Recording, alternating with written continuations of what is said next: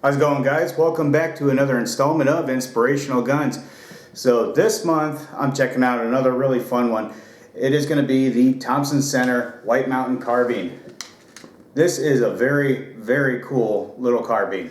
So what makes this thing inspirational is it actually got me started on muzzleloading rifles and later on shotguns. And it's a basic 50 caliber muzzleloading rifle, and it's very handy due to its short length. I've taken this thing out in the field hunting with me many a times, and I've had some pretty good luck with it. So it's a number 11 cap on the nipple, and all you do, you take it to the half cock, load the cap on the nipple, take the full cock, send off that single trigger back there, and it'll fire, of course. So what makes this thing in itself inspirational? So like I said before, this was what got me into muzzleloading rifles. When I first started messing around with it, I was scared to death, to be honest. I had no idea what I was doing, and after a great deal of frustration, I figured it out, and I've used this thing to a great deal of success. I've actually made videos with this thing, trying out different ammunition, and I figured out it actually prefers the Lee Improved Mini 50 caliber. I believe it's 360 grains, and I back it with 85 grains of Go X FF. So I've taken this thing out to 200 yards and under, and it's been a really good shooter for me. I've taken deer with it. It's just a fantastic rifle. So a fun story to go along with the carbine. When I first got it, my dad actually brought it back from a Kentucky gun shop that he found it in, and I figured, okay, that's pretty cool. He come over and he showed it to me, and we're messing around with it. And it was when he came by to show it to me, I learned a very important lesson that day. Always check if it's loaded.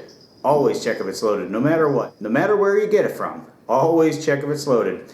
And for you guys not familiar, you just pull the ramrod, send it down there, and you're gonna know if it's loaded if it's sticking up. But if it's all the way down, it's not loaded. But another way to check it is if you send a bore light down there. But anyway, so I knew enough that I had to bust a cap just to start off to make sure that the flash channel and the nipple was clear. So what I did was I took a number 11 cap, stuck it on the nipple, fully cocked it, and I pointed it down range, just expecting to hear a pop. Well, instead of a pop, I got an enormous boom. So at some point, somebody had loaded it, left it loaded, and who knows how long this thing was sitting on the shelf in this Kentucky gun shop. Who's to say? I don't know. But all the while, this thing was loaded. So thankfully, even though I was still an amateur with the rifle, the muzzle-loading rifle anyway, I had the good sense to keep it pointed in a safe direction, even when I'm just busting a cap on it and seeing if the flash channel is clear. So I get this huge boom. Me and my dad, we pretty much shat our pants at that point. But after we were done with that, we regained our nerve, loaded it back up, and then we were able to shoot it from there. And ever since I started learning with this thing, started shooting with this thing, it's been an absolute dream. It's a fantastic rifle. If you can find it, definitely get it. Definitely get the darn thing. It is super handy. Like, I can't even tell you how handy it is. Now, this sling seems to be a bit much, but it's been on there since I've had it, and I haven't been taking it out very much these days. But anyway, when I take it out, a lot of times I prefer not to go with my full kit because it's just too much to take with me. It's like the big box and then all this stuff. So what I'll do is I'll take a lure box like this, and for like a hunting trip especially, I'll fill it up with 5 cartridges.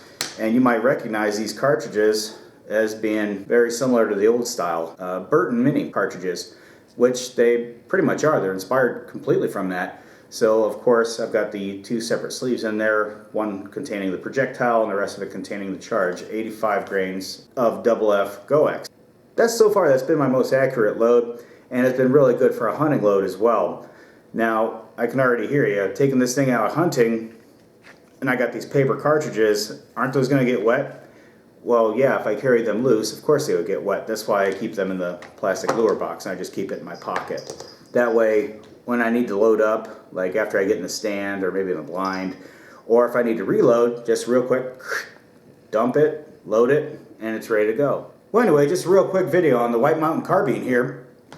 Again, this one of my absolute favorites, and it is an inspirational gun to me, as it led me down the black powder rabbit hole even more than the 51 Colt Navy did. This one actually just took me into rifle territory, long gun territory, and I haven't looked back since. I've absolutely loved shooting these guns. I still love shooting these guns. Now, unfortunately, I haven't shot this one in a little while, but this summer, that's going to change, I think. Well, anyway, if you guys like to see more content like this, feel free to hit the like button, and of course, shout out in the comments and let me know what you think. If you have any kind of requests for any other particular videos, by all means, get a hold of me, let me know. And don't forget to like, subscribe, and share with your buddies. Until next time.